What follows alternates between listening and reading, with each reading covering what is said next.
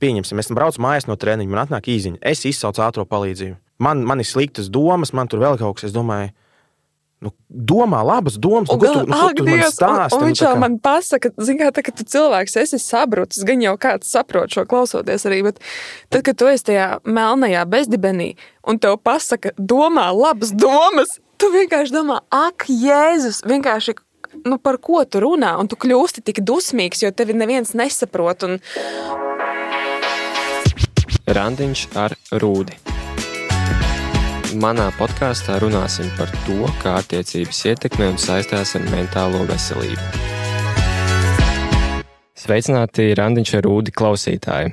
Šī jau ir mūsu kārtējā epizode, un šodien mums jāsaka ir diezgan īpaša epizode, jo pirmo reizi podkāstā Randiņš ar Rūdi ir pāris. Un tāpēc es esmu ļoti pagodināts, ka pie manis ir ieradušies Katrīne un Rojs. Čau! Čau! Liels prieks šeit būt. Paldies, ka piekritāt.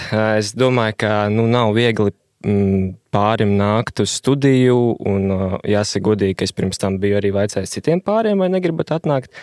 Bija tāds, īsti nē, mēs tur negribam par savām attiecībām runāt un tā tālāk, un būs nērti jautājumi, un man ir prieks, ka jūs šeit esat. Bet jāatzīst, ka jūs jau diezgan publiski jau arī iepriekš esat runājuši par savām attiecībām, tā kā es domāju, ka jums šī nebūs noteikti tāda liela problēma. Bet šo podkāstu es gribētu sākt ar pavisam vienkāršu tādu ievadu jautājumu katram no jums. Es gribētu, lai jūs pastāstat, ar ko jūs ikdienā nodarbojaties un cik jums ir gadu. Sāksim ar Roju. Cik jauki. Piedod sieviņu, tagad es. Jā, ikdienā es nodarbojos ar nekustamību īpašumu pārvaldību, esmu pārvaldnieks. Cilvēkiem, kas varbūt līdz galam nesaprot, ko tas nozīmē, es atbildu par nekustamā īpašumu apsaimniekošanu, kārtību, tīrību, lai viss strādā, lai visur gaismiņas deg, lai telpas ir izīrētas, iznomātas.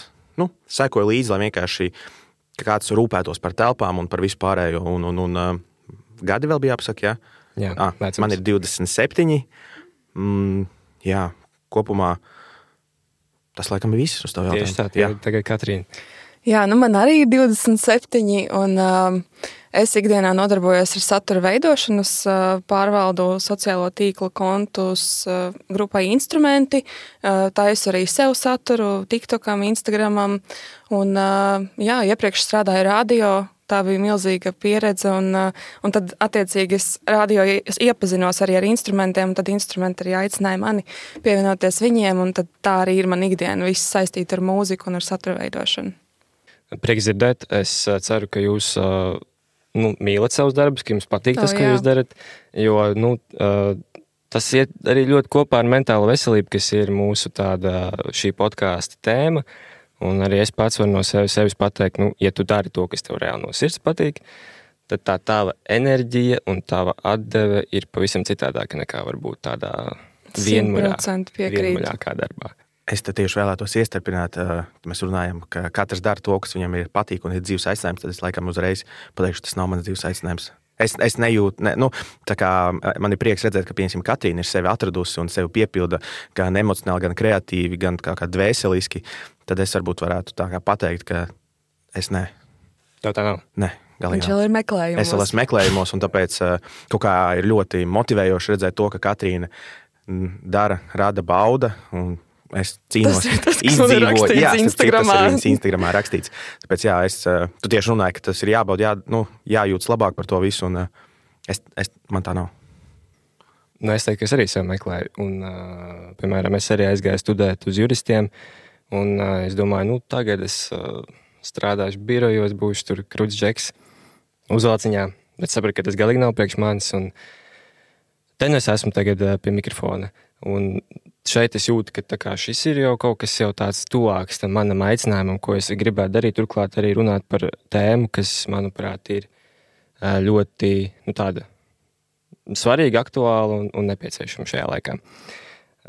Bet labi, parasti ir tā, ka es arī katram no viesiem pajautāju viņu spilgtāko raksturīpašību.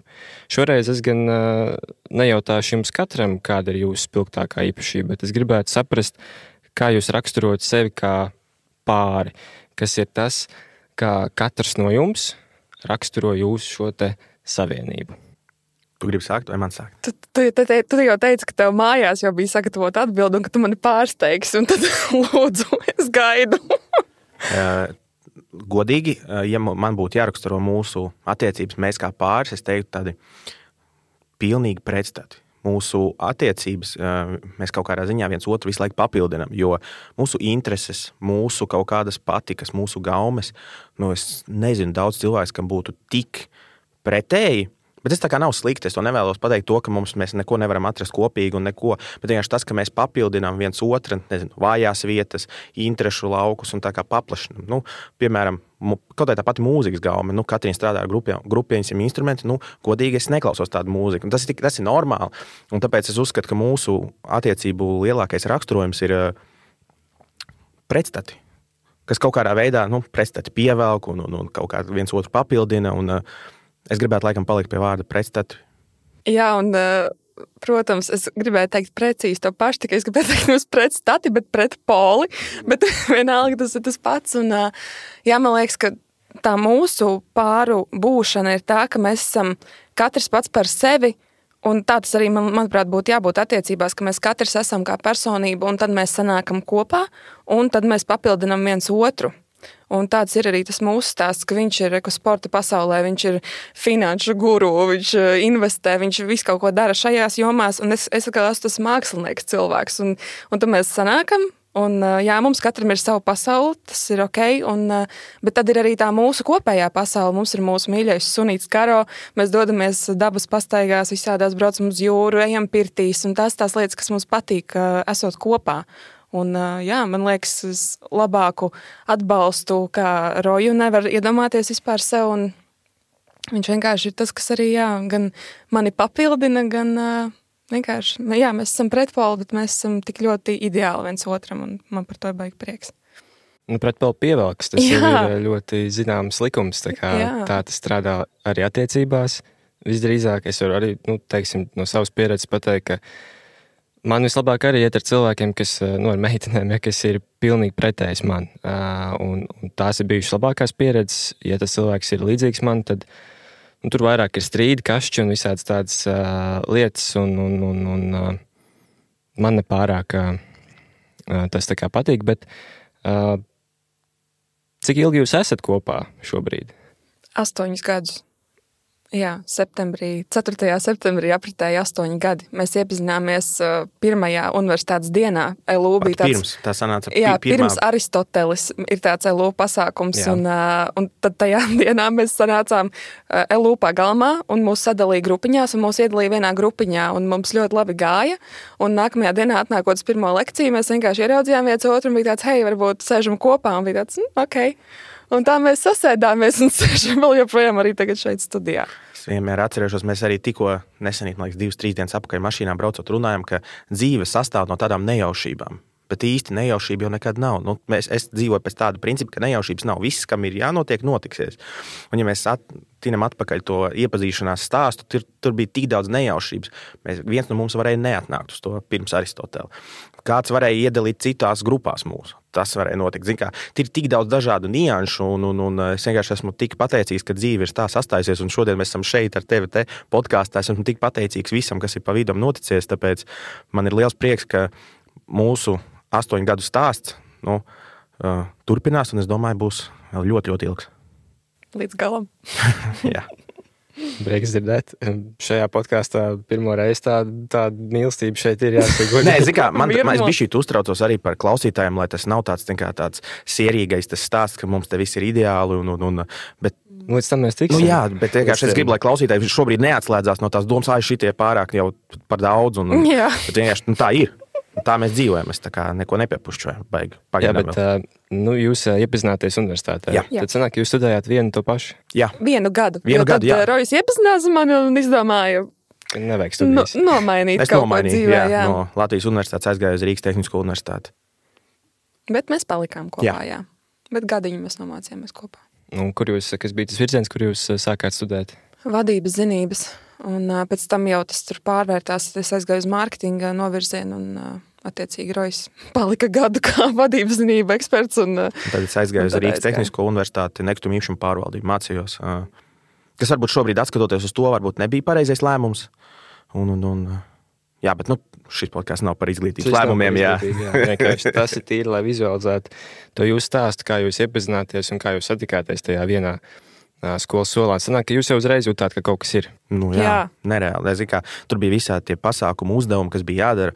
Un tur bija, es sapratu, ka ir jāuzņemās visi. Tur pirmajā dienā ir bijuši sabijušies. Un ienākot jaunā vidē, tu vari sevi pārtransformēt un būt jebkas, kas tu vēlies būt. Tādā ziņā, ka cilvēkiem nav iepriekšējas zināšanas par tevi. Protams, ja tu ne ar kādu, kur jau tevi pazīst, vai tu jau esi kaut kādā ziņā slavens, bet tur es biju pilnīgs, balta lapa. Es atnācu un es varēju radīt pirmo iespēju par sevi, kādu es vēlos. Tāpēc arī klausītājiem, ja jūs iestājaties kādā jaunā vidē, tiem cilvēkiem nav nekādas nojausmas, kas tu esi, kāds tu esi, kāds cilvēks tu esi, tavas kvalitātes un vērtības un īpašības. Un tāpēc es pirmajā dienā domāju, ja mēs ir komandas, mēs sacentāmies, es neatceros, tur bija kaut kāds dāvana kārts uz kaut kādu bāru. Kā studentiem pirmajā kursā. Reklāmu, bet uz peldu ielas. Jā, uz peldu ielas vienam no bāriem bija dāvana kārts. Es domāju, tad rekur ir sacensības. Man tāds sportiskais gars bija iekšā. Domāju, vai tad es paņemšu šo komandu un tā kā vedīšu viņu. Un tur bija visādi uzdevumi, viss bija labi, es tiku, visu kārtībā. Un tad sākās viens uzdevums, kur vienkārši skanēja mūzika bez vārdiem. Un skanēja ne populārs tur ārvalsts dziesmas. Un tur skanēja latviešu dziesmas, un mēs jau runājam, ka mums tās gaumas atšķirās, un es pēkšņi saprotu, ka šis ir pirmais uzdevums, kur es nespēju tik galā. Uzdevums bija, ka bija jāatmina, kas tā ir pa dziesmu un kas ir izpildītājs. Jā. Un tur skanēja vienkārši. Tur pārsvarā bija latviešu dziesmas, un es vienkārši sēžu un skatos, un ka es nevaru, un blakus man stāv tāda čirkaina dāma, melnos džinsos ar tādām laķenītēm, tādām melnām, tādām spīdīgām, tur ar visādiem kruzlīšiem. Es saku, kaut kas ir. Šeit kaut kas, tā kā foršs cilvēks ar enerģiju ir kaut ko vēlējās palīdzēt. Es redzēju, ka viņai beigās arī visu dienas garumā ar vien vairāk un vairāk parādījās entuziasms iesaistīties. Un te jau beigās, ja tā varētu teikt, viens vilcējs, kurš bija es, jūtu, ka man ir atbalsts, kurš vēl grib, lai mūsu komanda, uzvar, un tad beigās mēs arī uzvarējām. Jā, un tad mēs bijām divi, un mums bija laimests kabatā un viss. Jūs divi aizgājāt bāru. Mēs tur beigās, man liekas, visi aizgājām. Mēs visi aizgājām, bet es atceros, ka es alkoholu jau tajā laikā nelietoju. Es aizgāju vienkārši kompānijas dēļ, lai būtu tā, socializēšanās ar jaunajiem kursabiedriem, jo, tas ir studijas sākums. Dienas beigās universitātē, man liekas, lielākais iegūms ir bieži vien tie kontakti, attiecības un kaut kādas, sociālā pieredze. Grēti, kur, ja neesi dakters vai kaut kāds jurists, kuram tieši vajag tās precīzās zināšanas, tad es pārsvarā pārējos kursos, es uzskatu, ka networkings un spēja komunicēt, klausīties, iepazīties, tur bieži vien tas ir daudz svarīgāk nekā tieši, kas tiek apgūts skolas solā. Pilnīgi piekrītu. Un tev, Katrīna, bija tieši tāds pašs sajūts. Jā, es vienkārši gribēju arī izcelt to, ka, man liekas, tā ir brīnišķīga arī Roja kvalitāte. Tas, ka viņš nelietoja alkoholu arī. Viņš nekad nav lietojis alkoholu. Nav, lai klausītāji nepārproties. Es esmu paprovējis, es esmu pagaršojis, es esmu arī kaut kādos vidusskolas lietojis, bet nekad nav man bijušas tādas attiecības. Jā, bet tas vienkārši nav tavs. Nav mans, nav vienkārši vienalga, mans, tu gāji tam pāri, tu kāpi ārā arī no savas komforta zonas, un tu nāci ar mums socializēties un arī veidot, turpināt to saikni arī ar mani, un tā mēs esam. Jā, tāpēc, ja kāds no klausītājiem domā, ka alkohols ir vienīgais veids, kā socializēties publiskās telpās, tā galīgi nav. Manā uzturē tās ir atrunas. Jā, daži saka, var atraisīties, tur kaut kā justies labāk, bet man dienas beigās liekas, tas ir mindsets un tas stāvoklis emocionālais, kurā tu esi, vai tu esi vienkārši gatavs socializēties, komunicēt un būt atvērts idejām, potenciāliem jauniem draugiem un paziņām un vienkārši pavadīt laiku, dot enerģiju, saņemt enerģiju, tāpēc jā, tas bija mans jau tāds. Man ļoti paveicās arī ar apkārt esošajiem. Man ir draugi vidusskolā, man bija daudz, kas arī nelietoja alkoholu arī sportiskajā vidē. Labi, bieži vien sportistu vidē tas alkohola patēriņš bieži vien ir lielāks nekā parasto cilvēku, bet man kaut kā ļoti dzīvē paveicās, ka man apkārt bija pozitīvi piemēri, un man nebija tāds apkārtējo spiediens, ka ka tikai tā var atpūsties. Jā, ka tikai tā var atpūsties, tāpēc es esmu ļoti pateicīgs. Alkohols tā ir atsevišķa tēma. Kaut kādā mērā tas, protams, saistās arī ar mentālo veselību, jo bieži vien, ja tās trauksmes vai depresijas ir, tad daudz to uztver, ka alkohols ir tā kā pirmais, pie kā varētu ķerties, lai sevi nomierinātu vai justos labāk. Es varu pateikt, ka man tusiņos bieži vien ir bijis tā, es aizeju, un es ar to savu kautrību un to visu, sākumā tā bišķi nērti jūtos un tā tālāk, un tad man iedod tur to dzērienu, un tad, kā tas viss aiziet, un tad tu tā kā atraisies, un tev liekas, bļāviens. Šitais alkohols tevi pārņēmis, tu esi tagad kaut kādā varā ticis, un viņš tagad tevi sāk kontrolēt, un viņš tev liek domāt, ka patiesībā tu taču baigi labi jūties ar viņu, tev tur galva dūl, tu tur tāds esi un tā, bet es pats, protams, kad otrā dienā pamosties, saprotu, ka, nē, tā galīgi nav, jā, un jo tagad es tāds bišķiņ vecāks palieku un mazāk cenšos to alkoholu lietot, es saprotu, kad es negribu to otro dienu pazaudēt. Teiksim, tas ir viens no tādiem stimuliem, kāpēc es to nevēlos, jo tas tiešām ir grūti veselībai, fiziski, arī mentāli. Es vienmēr arī atceros to, ka balītēs, visi draugi, iedzersim, atraisīsimies, bet es vienmēr nācu ar to, ka tas nav mans mindsets, ar kuru es tur eju. Pirmkārt, jauniešu vecumā, pusauģu gados, tur ir dāmas, pretējais dzimums, un tad, vai iedzersim, un tu būsi drosmīgāks, tu varēsi iet klāt pie pretējā dzimuma.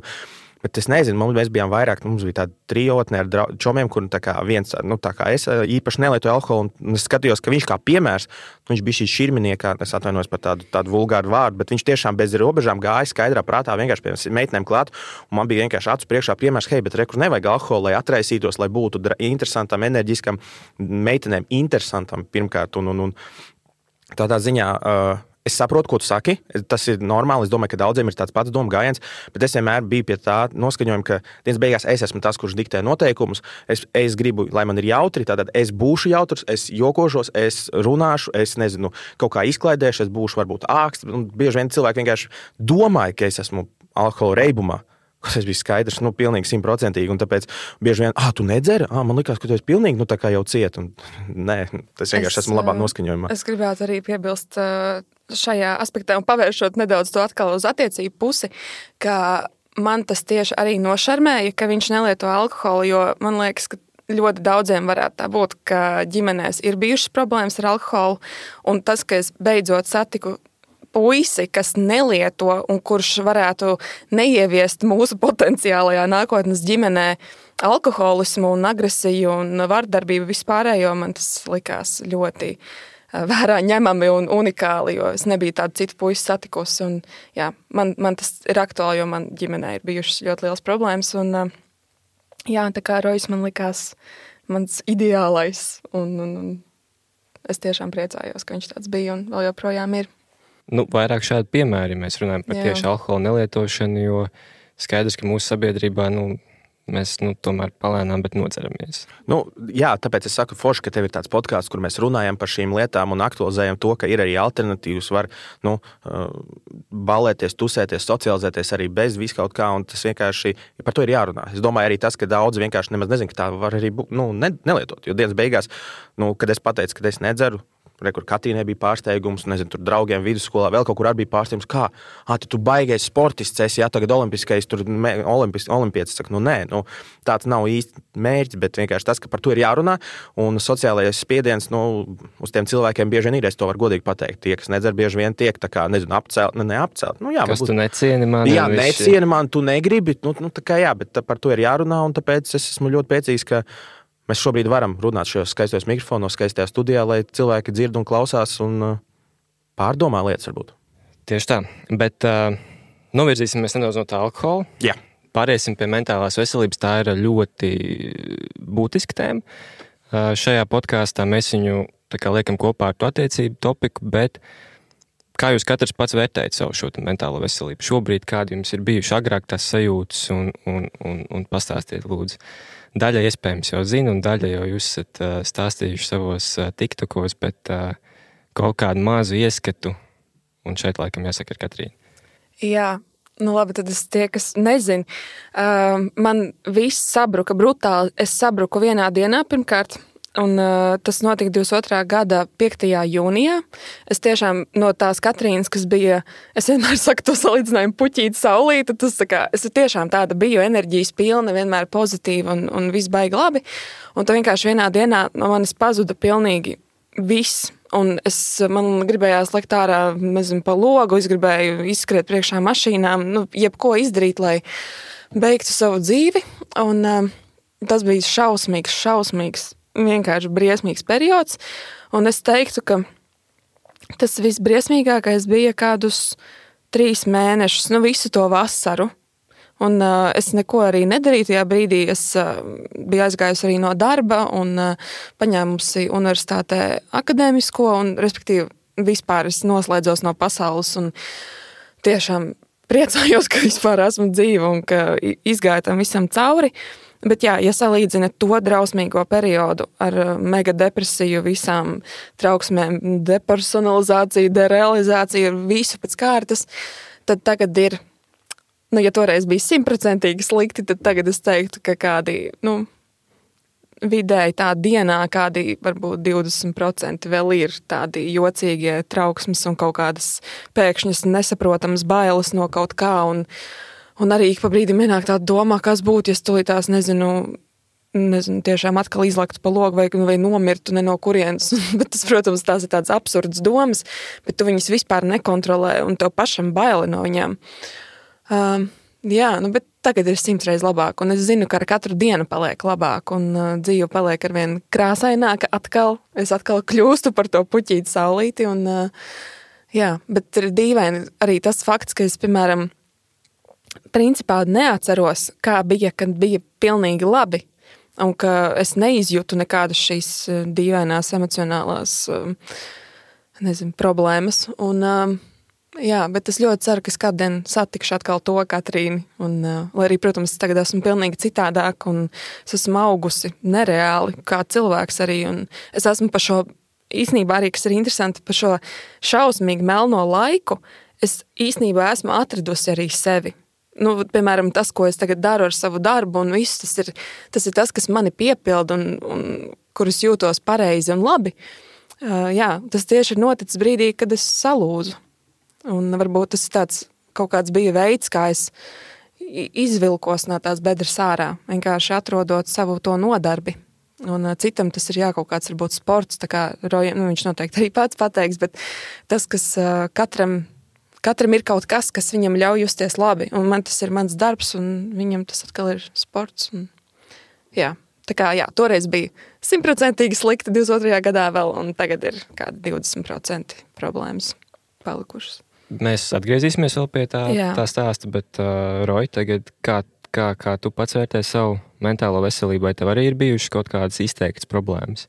Nē, man līdz 22. gadam, man vispār, es neticēju, es nekāda, ne ģimenē, ne draugu lokā, nekur nebija vispār runa par mentālo veselību, ka tāda vispār eksistē, un ja kādreiz kaut kad likās, bērnībā, ka kaut kas nav, domā labas domas, viss būs labi. Man arī vēl joprojām, es sevi uzskatu to, ja man kādreiz paliek sliktāk, es domāšu labas domas. Es saprotu, ka ne visiem tas palīdz, bet es tā kā saku, es līdz 22. gada, tam es neatceros precīzi to datumu, 5. jūnijam, es biju 100% noliedzējis. Tā kā, man liekas, ka tā ir vienkārši kaut kāda vājība vai vienkārši cilvēks grib pietrūkt uzmanības vai kaut kas cits.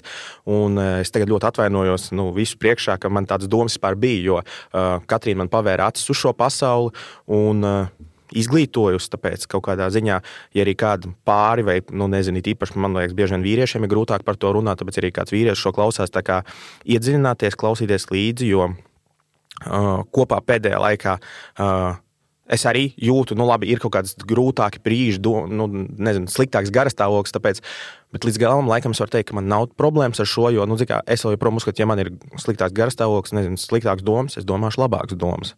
Tas varbūt izklausās smieklīgi kādam, jā, bet man nav, šobrīd, paldies Dievam, mentālas veselības problēmas, un tāpēc es varu tikai būt blakus un atbalsts Katrīnai.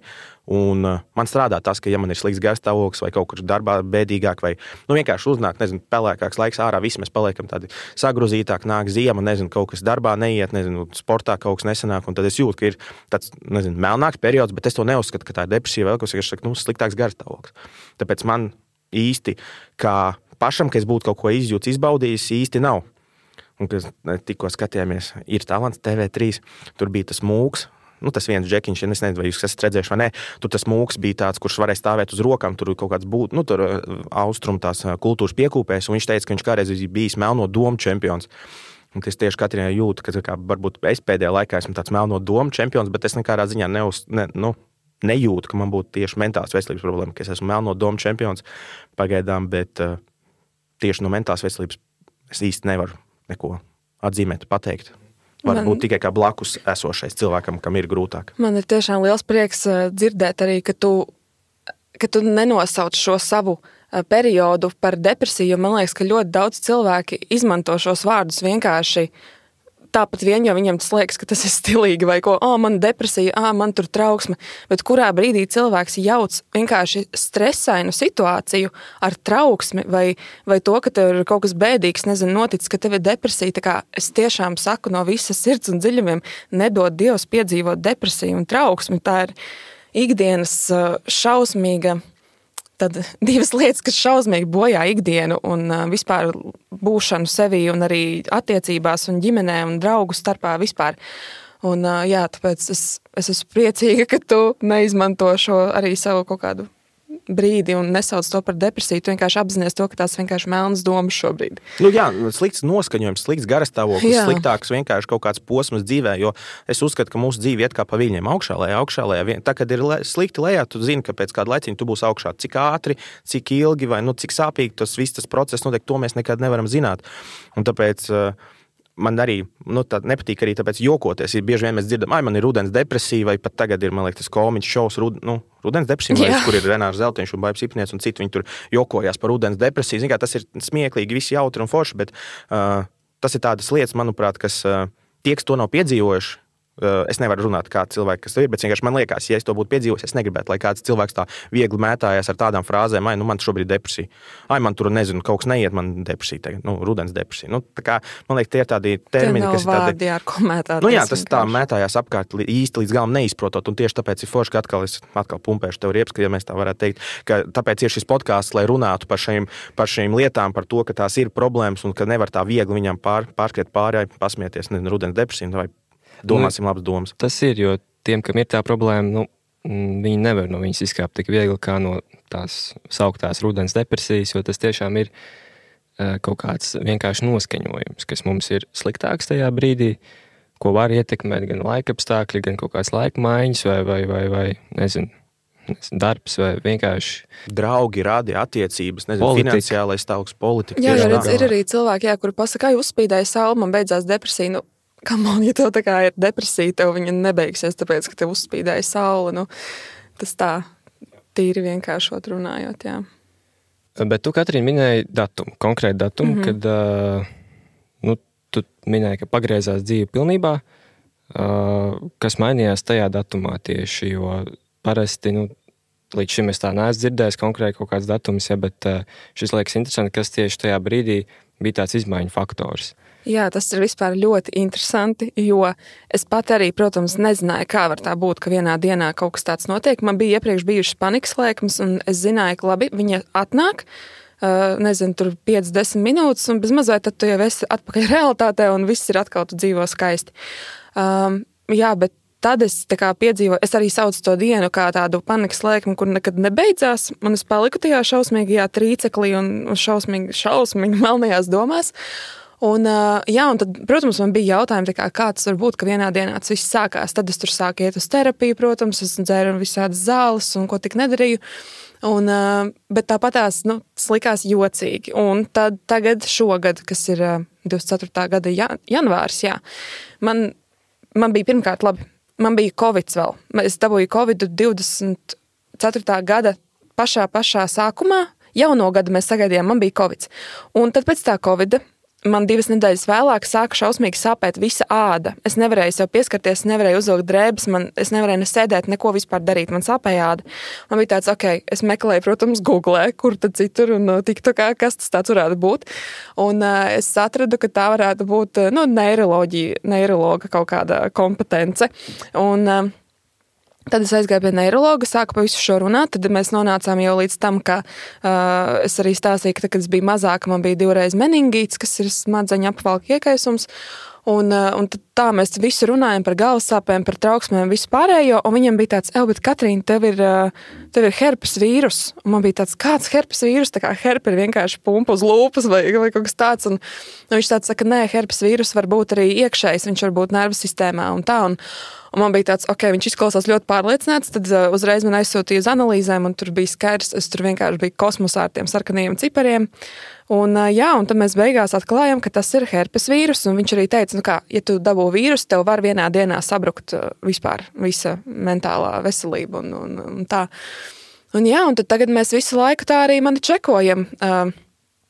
brīži, ka man paliek atkal sliktāk, ir skaidrs, tātad herpa atkal uzdzīvo, taisam analīzes, redzam, ka tur atkal viss ir slikti, dzeram zāles. Un tā tagad visu laiku, un problēma ar vīrusiem ir tā, ka viņi jau nepazūd no tevis, viņi tevī ir, un viņi ik pa brīdim vienkārši atkal pamostās, un tāpēc man ik pa brīdim ir jānoliek viņš atkal gulēt, diemžēl ar medikamentu palīdzību, un, protams, arī visādām ikdienas praksēm, vienalga tā ir meditācija, kādam sports, vajadzētu visiem sportot, es ļoti centīšos, un jā, bet, ir viss kaut kas jādara lietas labā, lai, protams, uzlabotu to savu ikdienu, un tā kā jā, šobrīd tas ir mana problēma konkrēti, ir vīrus, kas man izsauc visu šīs nejaukās sajūtas.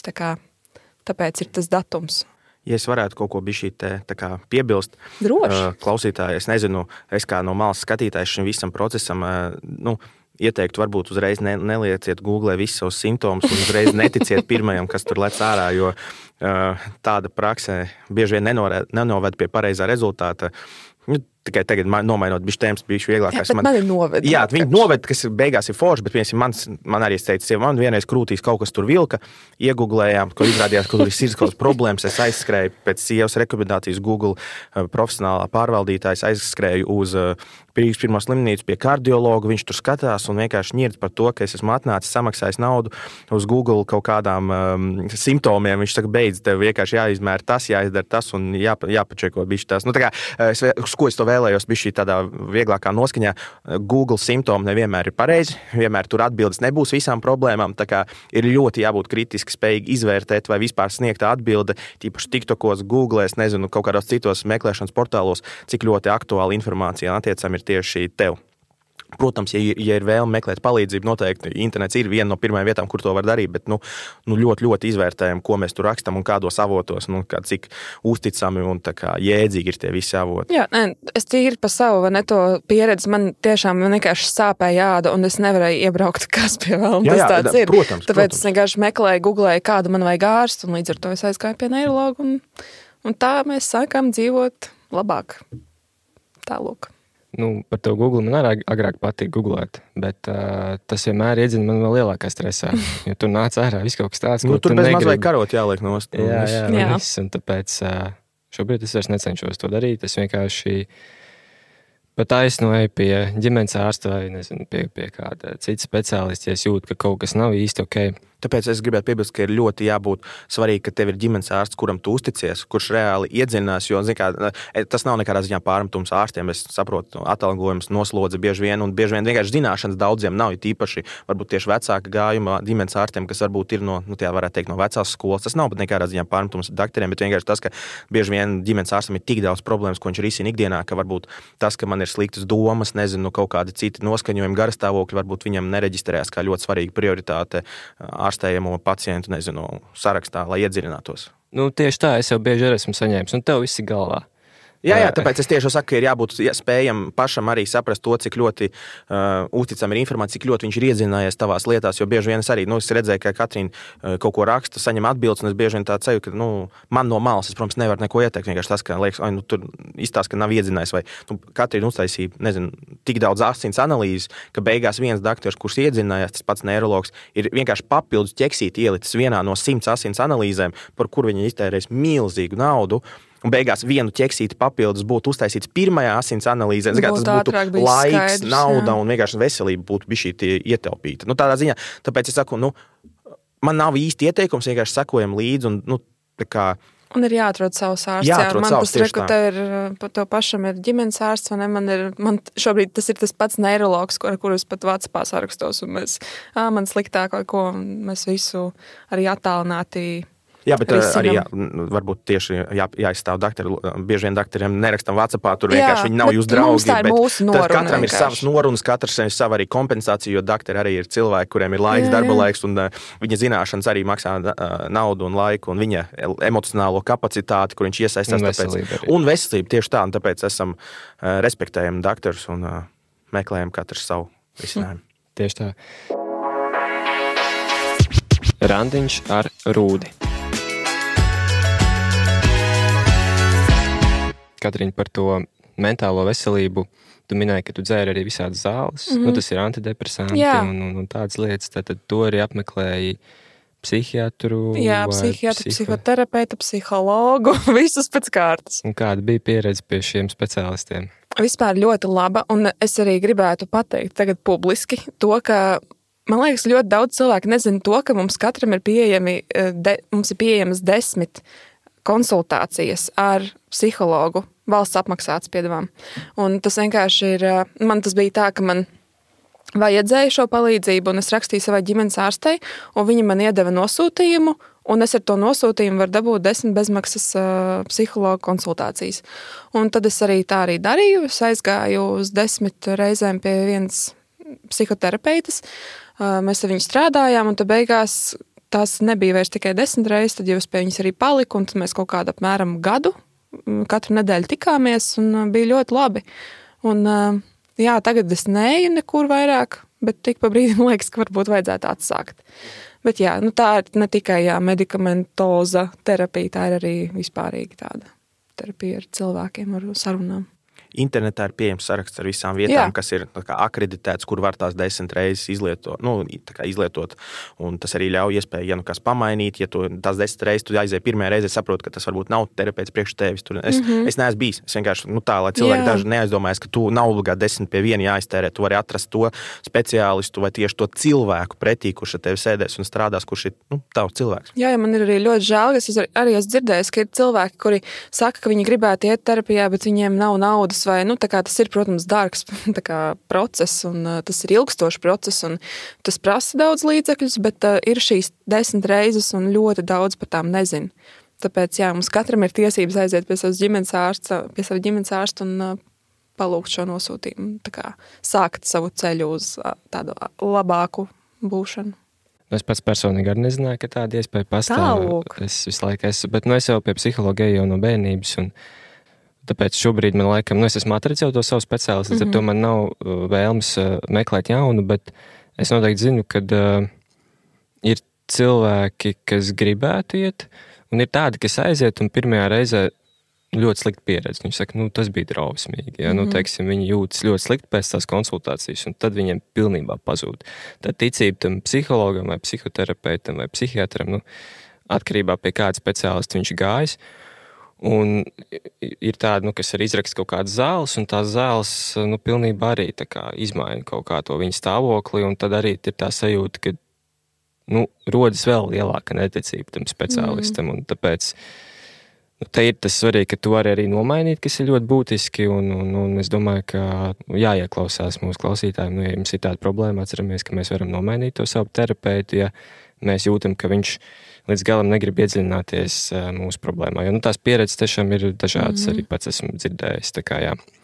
Es neesmu, protams, pats piedalījies tajās terapijās, bet es pieļauju, ka tur jau arī tas nav viens reizes risinājums. Tas noteikti. Bieži vien, tāpēc es domāju, pirmās tās apmeklējumi ir grūtāki, jo bieži vien ir jānojauc kaut kas, lai kaut ko uzbūvētu. Tieši tāpat kā sportā, neviens vienā dienā nekļūst par pasaules līmeņa atlētu vai sešpaku vai liels bicepus nedabūj. Un bieži vien es pieļauju, ka terapija kaut kādā ziņā līdzīga varbūt ar sportu, ka sākums varbūt ir tas grūtākais. Protams, man liekas, tā ir arī visās attiecībās, ka sākums ir tāds neveikls un tu jau arī tam terapeitam tu atklājies līdz pašai savam centram, un tas ir ļoti grūti, tīpaši cilvēkiem, kas nemēdz runāt par savām sajūtām, un tāpēc, tas sākums ir kāds ir, bet tad jau beigās, kad tu esi atradis to savu terapeitu, ar kuru tev ir forši, tad jau jūs beigās esat draugi, un jūs jau pazīstat viens otru, un tad tu pilnīgi gaidi to iešanu. Mans pirmais iespējas vienmēr ir ļoti spēcīgs. Un ja man pirmajā iespējā tā sajūta, man galīgi šeit nepatīk, tad es vienkārši krustu lieku pāri, un man liekas, ka tas ir ļoti, ļoti daudziem, es nezinu, ka daudziem, bet daļai cilvēku tas tā varētu nostrādāt, īpaši vīriešiem. Vīrieši vispār ir dabūts turien grūti, un tad, kad mani vecāki aizsūtīja pie psihologa, tad tas nebija nekāds vīrietis, bija puika, bet man arī bija tāda sajūta, kur tagad man ir aizvilkuši, ko no manis tagad grib, kāpēc es esmu kaut kādā svešā mājā, svešā kabinetā ar svešu sievieti, kur man uzdod kaut kādas jautājumas, liek zīmēt kaut kādas riņķīšas, kaut kādu apliezīmē, kur tu atrodies un tā tālāk. Bet kaut kā es noturējos, varbūt sava rakstura dēļ, bet ne visiem ir tas raksturs un ne visiem ir tā vēlme. Man liekas, tas pirmais iespējas vienmēr ir tāds, ka viņš var daudz ko sabojāt. Tas tāpat tās kā attiecībās. Protams. Man liekas, tu nomainīji, tu biji vienreiz kaut kā. Es atceros to vienkārši, kad es viņu aizvedu pie tā terapeita, es to stundu gaidīju mašīnā, un pēc tam Katrīna atnāk apakaļ, un tur uzreiz bija skaidrs, ka viņa otru reizi pie tā speciālista vairs neatgriezīsies. Un, dzigā, tas bija tik interesanti, ka tu iznāci, man vispār nekad dzīvē nav bijis ne psihologa, nekādas saistības ar to visu pasauli, un viņi man vienkārši saka, nē, šis speciālists galīgi nepatika, nebija vēl valodas barjera, cik saprotu, tur bija tā kā, un vienkārši tik interesanti bija paklausīties kaut ko tādu, kam vēl tajā brīdī es tajā visā pasaulē bija diezgan svaigs, ja varētu tā teikt, un es nesapratu, ko tas nozīmē, tu ej runāties ar cilvēku, vienkārši, runā, atrod variantu, nezinu, tas jau ir atkal tas vienkārši veids, vai tu vēlies komunicēt, vai tu atrod, jo, zin kā, valodu jau var atrast ar jebkuru vienkārši, vai tu to vēlies, un vai viņš vienkārši tev var palīdzēt. Man tā likās tajā brīdī, tāpēc es saku, šobrīd es uzskatu pilnīgi savādāk, bet vienkārši vienmēr atcerēšos to sajūtu, ka es sagaidīju, viņi iekāp mašīnā, un viņi man saka, nē, šis nav tas. Bet sanāk, ka tev sākumā bija, neteikšu skepse, bet tu īsti nesaprati, tās Katrīnas problēmas. Palielam tā bija tāda maza skepse. Protams, man dzikā, es atceros vienmēr. Maza. Man vēl, es diezgan ilgi, likās, pieņemsim, es braucu mājās no treniņa, man atnāk īziņa, es izsaucu ātro palīdzību. Man ir sliktas domas, man tur vēl kaut kas, es domāju, domā labas domas, tu man stāsti. Un viņš jau man pasaka, zin kā, ka tu cilvēks esi sabrucis, gan jau kāds saprot šo klausoties arī, bet tad, kad tu esi tajā melnajā bezdibenī un tev pasaka, domā labas domas, tu vienkārši domā, ak, Jēzus, vienkārši, par ko tu runā, un tu kļūsti tik dusmīgs, jo tevi neviens nesaprot, un ārprāts, tā var būt tik vientuļa sajūta, ka tu it kā dzīvo ar to cilvēku, bet viņš tev vispār nesaprot, bet paldies Dievam, viņš to sāka darīt. Un es arī jūtos dusmīgs, es domāju, pagaidi, ja tev ir sliktas domas, domā par puķītēm, domā, reku, tev ir sunīgs, domā, par kādām sliktām domām mēs te runājam, un es tagad vienkārši runājot un sakot šo skaļu un mikrofonā un klausītājiem, es vienkārši saprotu, cik tas absurdi izklausās, bet tā bija realitāte. Man nebija nekādas saistības, man nevienam draugam nebija. Tik cik filmās vai kaut kādos seriālos tur par kaut ko varbūt bija ieminējās, bet kā, tas ir tā kā, nezinu, cipelnētiešu stāsts. Man liekas, kāds ir redzējis, kāds kaut kur ir kaut ko jutis, nezinu, nofilmējis, bet es tam neticēju. Un tāpēc ar laiku vienkārši iedzinātos, saprotot, ka cilvēki tiešām ir savādāks. Es atceros Katrīnu pirms tam un Katrīnu pēc tam. Arī tas, ka es savu dzīvi esmu izmainījis kaut kādā ziņā, es arī mācos un cenšos, nezinu, pilnveidoties kā atbalsts savai sievai, bet tas sākums tiešām bija tāds smieklīgs. Tas nav smieklīgi, bet man likās, padomājam, labas domas, aizējām pastaigāt, vienmēr man bija jautājums, tu esi pasportojis, tu esi nezinu, tā kā vēl kaut ko varbūt tev vajag palīdzēt pastaigāt. Viņa dzīvē vienkārši, saka, sports visu maina un uzlabo. Tā kā, ja viņš pasporto, viņš jūtas priecīgāks.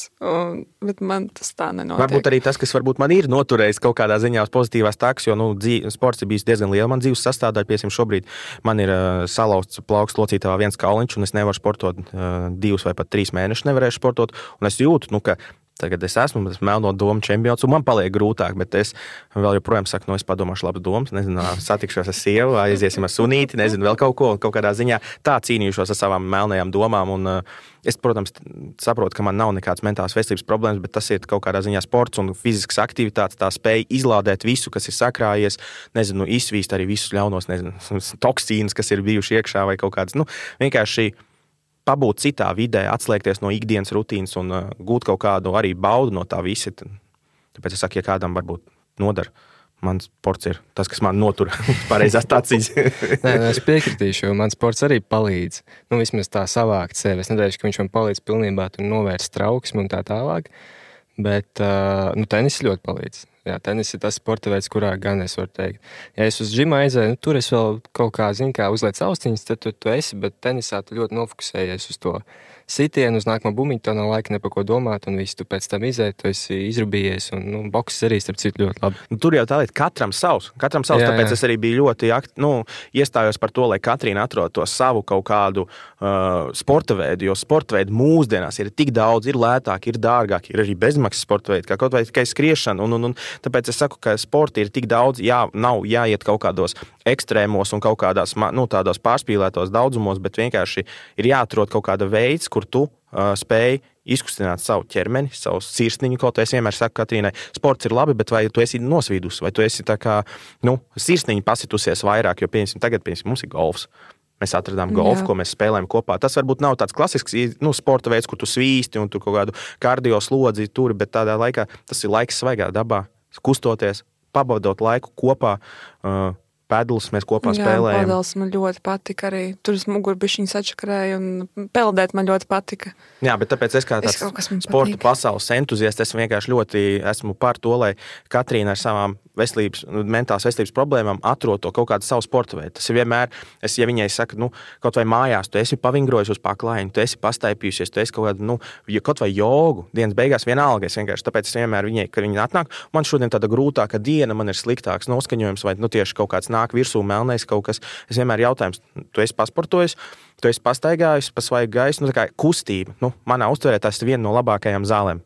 Tas nāk viedoklis no cilvēka, kurš ar to nav saskāries, bet no malas man tā vismaz liekas.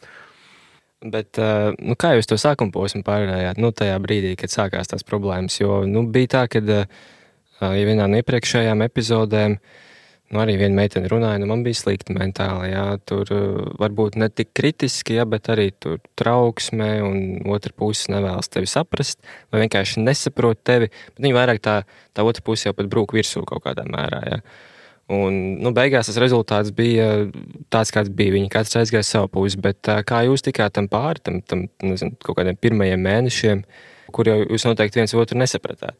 Jā, es pirmkārt gribu pateikt arī tādu apbrīnu izteikt par to, ka viņš vispār izturēja mani un ka viņš noturējās ar mani, jo man tiešām liekas, ka tas būtu bijis viņam daudz vienkāršāk mani vienkārši pamest. Bet viņš to neizdarīja, kas ir apsveicami. Viņš iepazina šo pasauli un palika ar mani. Un vispār tajā sākumā bija tā, ka, par cik es sapratu, ka mēs dzīvojam Rīgas centrā un te ir ļoti daudz trokšņu un viss kaut kas. Līdz ar to es jutos, ka es izēju ārā ar suni un man paliek vēl sliktāk. Mēs izdomājam aizbraukt, padzīvot pie viņa vecākiem uz Jūrmalu, kur ir kluss un mierīgs. Un tas sākums bija tāds, ka mēs 3 mēnešus tā arī bija. Mēs aizbraucām nodzīvot pie viņu vecākiem, un tā kā es nevarēju negatavot vispār neko. Es biju pilnīgā bezdibenī nokļuvusi, un svars šausmīgi nokrita. Viss bija slikti. Un tad tur vismaz bija tā sajūta, ka tu neesi viens. Jo, piemēram, ja mēs esam dzīvoklī, viņš aiziet darba darīšanās, es palieku viena, man liekas, ka es vispār jūku prātā un ka es tiešām kaut ko esmu izdarījuši. Man bija paniskas bailes ņemt rokās nažus. Man visu laiku bija sajūta, ka es to nekontrolētu, kaut ko esmu izdarījuši vai vēl kaut ko, un man bija šausmīgi bail palikt vienai. Tāpēc, mēs aizbraucām dzīvot uz to Jūrmalu, un tad, tā vienkārši tā kopā būšana arī ar citiem cilvēkiem ļoti palīdzēja. Lai arī tu varbūt negribi ar viņiem runāt, jo tev vienkārši liekas, ka tu esi citā pasaulē tajā brīdī, citā dimensijā kaut kur. Vismaz tas, ka tev blakus ir kāds un rodas tāda drošības sajūta. Tā kā, man arī vēl ir, nezinu, vai paveicies ar to, bet arī man mammai ir bijušas šādas problēmas, un līdz ar to viņa bija vienīgais cilvēks, kas mani saprata. Man tas bija ļoti arī svarīgi, un tāpēc arī turpat Jūrmalā kaimiņu mājā arī kontakts ar mammu un viņas pieredze, viņas ieteikumi man ļoti arī sākumā palīdzēja. Tas sākums bija tāds, ka mēs vienkārši nomainījām vidi un centāmies izturēt šo posmu. Protams, mēs nezinājām, cik tas būs ilgs, tā kā tas arī ir tāds aspekts, bet tie bija apmēram 3 mēneši, un tad mēs atgriezāmies Rīgā. Un var teikt, ka pēc 3 mēnešiem jūs jau labāk izjutāt viens otru, un tas vairs nebija apgrūtinājums. Jo es reāli aizgāju septembrī strādāt. Mēs aizbraucām vēl augusta beigās ceļojumā, roadtripā, un tad mēs atbraucām atpakaļ un aizgāju septembrī strādāt. Es jau jutos tā kā, ka es varētu. Protams, man nebija izgaisis no mana prāta, manas melnās domas, bet tās bija krietni mazāk. Terapija noteikti palīdzēja, protams, medikamenti. Un tad es sāku strādāt, un tur es iepazinu to darbu, kas man patīk, kas mani piepilda, un bija labāk. Mhm.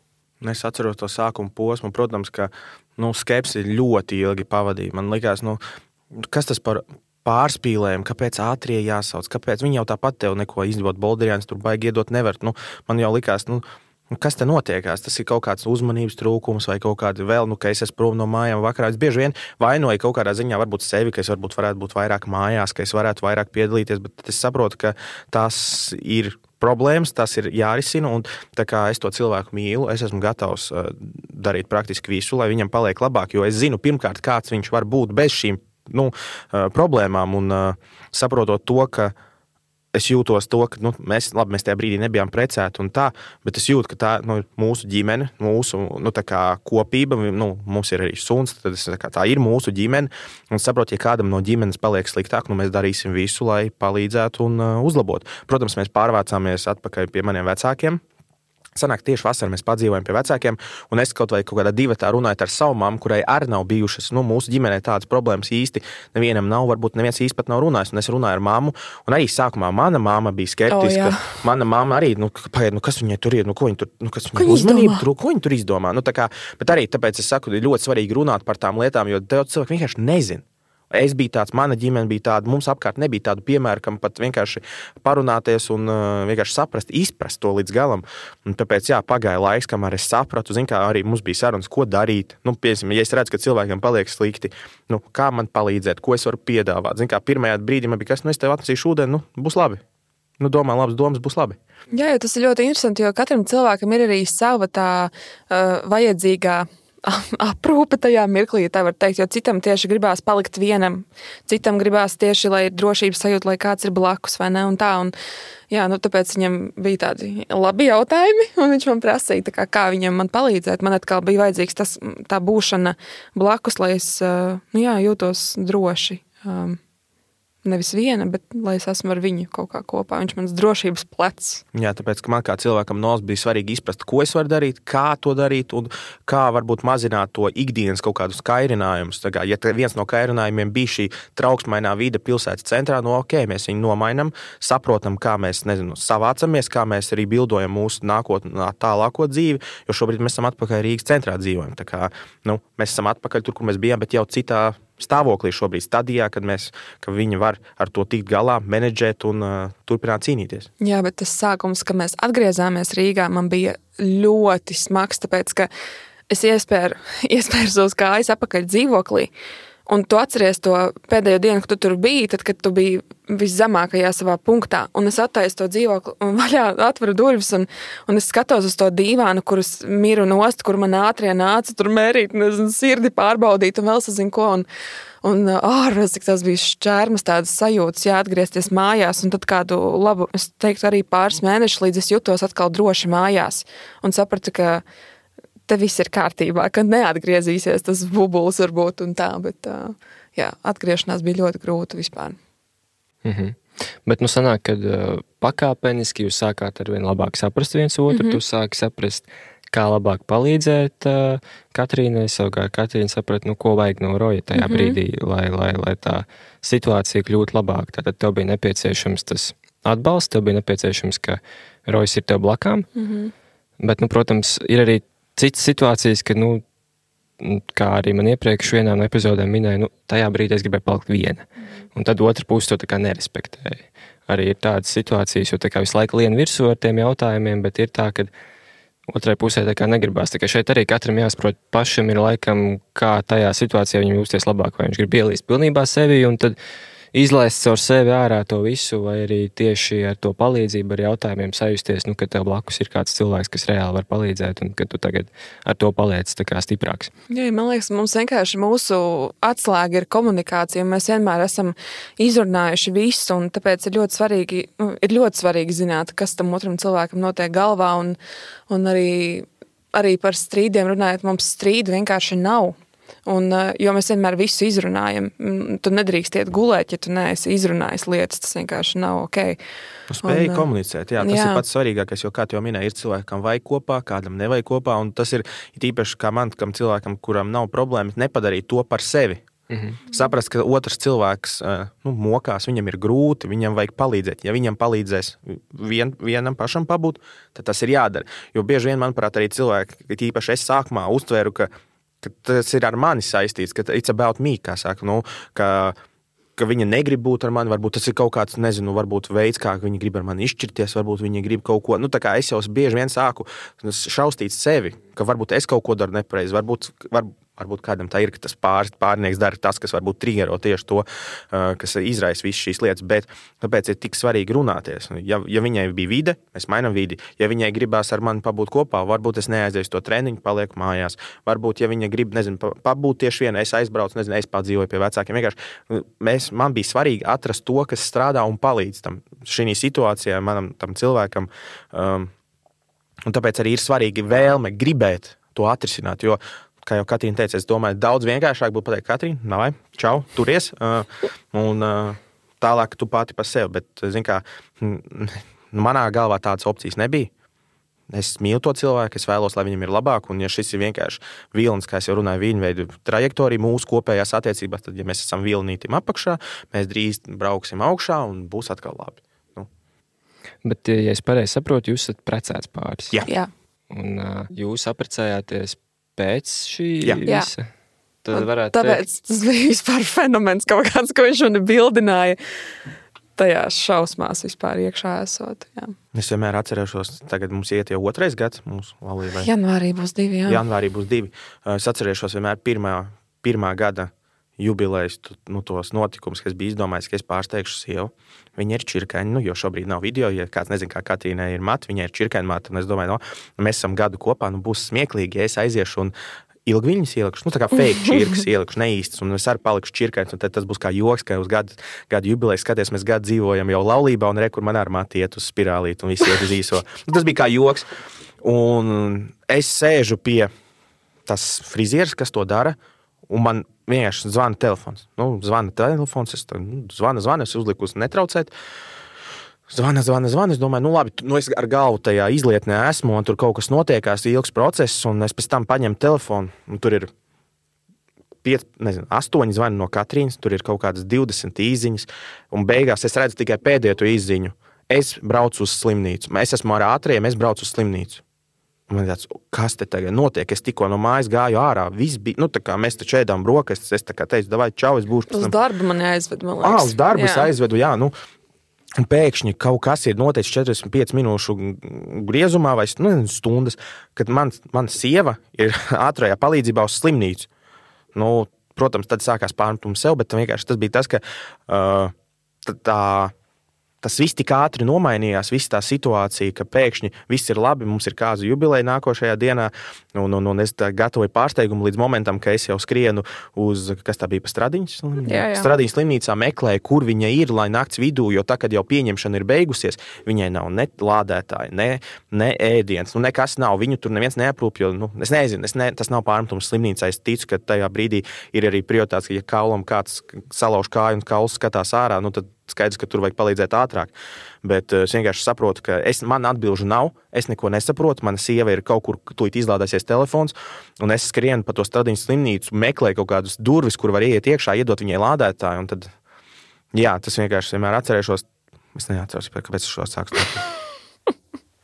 Par kāzu jubileju. Kāzu jubileju, jā, tāpēc es vienkārši vienmēr atceros to pirmo kāzu jubileju, to, ka es viņu pavadīju skraidot pa Stradiņas slimnīcu, gaitenī gaidot, un mistiskā kārtā viņu vienkārši izved uz tiem ratiņiem un ved uz kaut kādu pārbaudi 12 naktī. Un tieši es viņai iemetu klēpī to somu, iedot buču, saka, Katrīna, es varētu iet ar tevi, viņa man pasaka, nē, tu nevari iet ar viņu, es saku, ko es tad darīšu, Un tad, jā, labi, kāzu jubileja. Kāzu jubileja bija smieklīgi. Un galvenais, es ar cepuri sēdēju tajā pieņemšanā, tur bija tik karsts, es vienkārši negribēju rādīt tos savus matus, jo es negribēju, lai šis viss pasākums pārvēršās par kaut ko par mani. Un tad es vienkārši nākošajā dienā, kad es viņu jau vedu mājās no slimnīcas, es tā mašīna vienkārši novilku. Tas bija vienmēr atcerēšos, tas bija tāds interesants piedzīvojums pirmajā kāzu jubilejas dienā. Lai to varētu saukt par vienu no spilgtākajiem jūsu attiecību mirkļiem. Jā, tas bija tā interesanti. Viņi sākumā nesaprata, tas bija vistrakākais, jo, tie mati, kad viņi ir ieveidoti, viņi tiešām rītīgi čirkaini. Bet tagad tu pamosties no rīta pēc negulētas nakts un uzliec cepuri, tur bija jau tā vienkārši tā kā eksplozija tajos matos. Viņi sākumā pat nesaprata, kas tur ir domāts. Un tur pagāja kāds laiciņš, kamēr...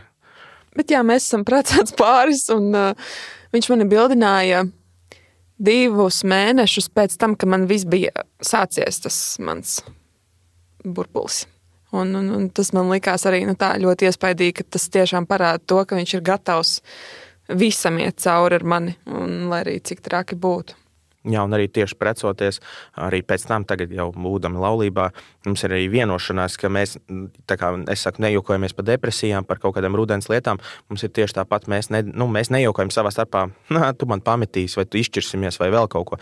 Tādi joki vienkārši, nav. Jo bieži vien, tu jau man pametīsi, ja es tur, neuztaisīšu to brokas. Ir dzirdēt visādi tādi komentāri, tādi kā pusjoki. Vai tu mani krāpi, vai vēl kaut ko, visi šitie. Jā, mēs par tādām lietām vienkārši nejokojam. Ir pilns ar jokiem un kā izklaidēt viens otru arī bez tiem. Jā, bet šitos tādus jocīgos, tādus passive-aggressive tādus komentārus, tu jau man pametīsi, vai tur man mazāk kaut kādu tur ārā gaidu. Tā kā tas vispār... Jā, mēs par tādām lietām vienkārši nerunājam. Un viss. Tas ir ļoti jauki dzirdēt. Tas ir ļoti svarīgi, ka starp jums arī šie, kā to varētu teikt, kaut kāda likuma, ko jūs esat paši noteikuši, ka par šo mēs nerunājam, vai arī, kā jūs minējāt, ka, ja ir kaut kāds strīds, tad mēs neejam ar viņu gulēt, teiksim tā, ja mēs izrunājam to lietu līdz galam. Un tas ir ļoti pareizi. Es domāju, ka šajā ziņā jūs esat ļoti jauks piemērs tiem klausītājiem, kas mūs klausās. Es tiešām nezinu, vai mūs klausās šobrīd tā kā pāri. Man grūti pateikt, kāda ir tā statistika, bet arī, ja tie ir vientuļi cilvēki, kas tikai ir savā attiecību kaut kādā sākumā vai vēlas veidot, es domāju, ka viņi var daudz ko šajā ziņā iemācīties no jums, arī no jūsu stāstiem, kā tikt galā ar tām problēmām, kas attiecībās rodas, kā palikt tajās attiecībās, kā ieklausīties vienam otru un pēc tam dibināt tiešām veselīgas, piepildītas, jaukas attiecības. Es gribētu pateikt jums paldies, ka jūs piekritāt un dalījāties ar savu stāstu. Es esmu pārliecināts, ka jūs vēl varētu 3 stundas šeit runāt. Jā. Kādreiz vajag vēl vienu epizodi. Pār 2, zin kā. Vienkārši es gribētu arī pēdējos vārdus atstāt to, ka vienkārši, ja mēs runājam par šīm visām lietām, cilvēkam ir jāgrib. Ir jāgrib uzklausīt, ir jāgrib saprast, ir jāgrib atrisināt viņas kopistīgi. Protams, ka lielākā daļa viss ir Katrīnas pusē, bet ir vēlme būt, piedalīties. Un, protams, arī, ja ir kādi papildus jautājumi, es esmu diezgan pārliecināts, Katrīna, kurā sociālajā platformā atbildēs un padalīsies ar viedokli, ar kaut kādām lietām. Ja kādam ir jautājumi man, kas ļoti šaubos, jo man īsti tikai kā atbalstīt, es varu pastāstīt droši sociālo tīklu platformās vidēs, tad droši rakstiet, Katrīna noteikti atbildēs. TikTok arī ir pilns ar piedzīvojumiem, stāstiem. Jā, TikTokā ļoti daudz video. Jā, ja kāds nezina, Katrīnai ir TikTok konts, kuram viņa ir galvenā, kur tiek daudz runāts par mūsu arī problēmām, tieši mentālās veselības problēmām. Tur arī, protams, humoristisks saturs arī ir, bet tur diezgan daudz ir arī tieši par mentālo veselību. Tā kā droši pameklējiet, paskatieties. Jā, tai arī tad būs man pēdējie vārdi. Vienkārši man bija tā deksme iekšā, kaut kāda vilkme, tā kā arī tev veidot šo podkāstu.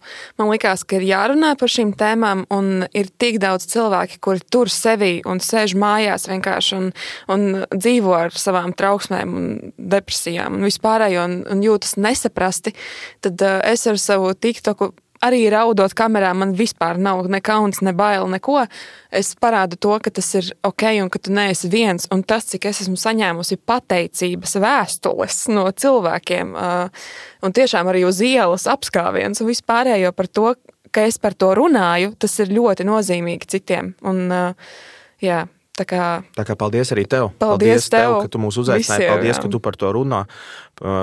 Tagad skatītāji noteikti abonējiet šo kanālu, spiediet sirsniņas un atbalstiet satura veidotājus, kas runā par šādām problēmām, jo tas nav viegli. Es domāju, atvērties un runāt par šīm lietām nav viegli, tāpēc es domāju, paldies arī tev, ka tu rīko šādas pārraides, raidierakstus un jā, paldies. Un tieši tā, mīļie klausītāji, tiekamies jau nākamajās epizodēs un ceru, ka es jūs vēl pārsteigšu ar kaut ko, un varbūt Rojas un Katrīna arī vēl viesosies šeit. Kas ja zina, kāds lūgs un gribēs otro daļu aiziet. Jā, un gribam dzirdēt vēl, tā kā gaidām un klausamies. Paldies! Paldies! Tu tikko noklausījies podkāstu Randiņš ar Rūdi. Ja mentālās veselības un attiecību tēma ir tuva arī tev, un tu vēlies manā podkāstā izstāstīt arī savu stāstu, raksti man sociālajos tīklos. Podkāsts tapis ar biedrības Skanda atbalstu.